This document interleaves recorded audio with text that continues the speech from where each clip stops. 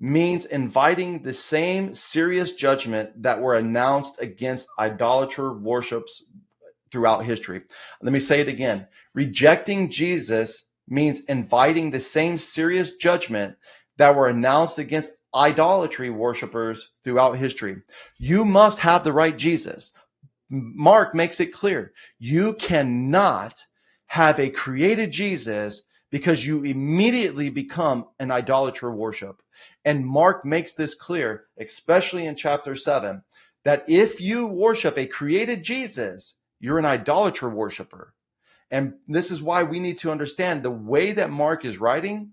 He's writing to the Gentiles. Gentiles were notorious to having multiple gods, multiple created gods. So to introduce a new God to them was not a big deal.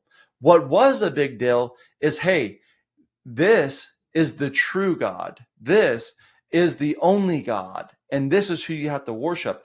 And Mark makes a parallel connection in throughout his gospels that if you have a created Jesus, you are inviting the same judgments as they did in the Old Testament of idolatry worship. So you must have the right Jesus.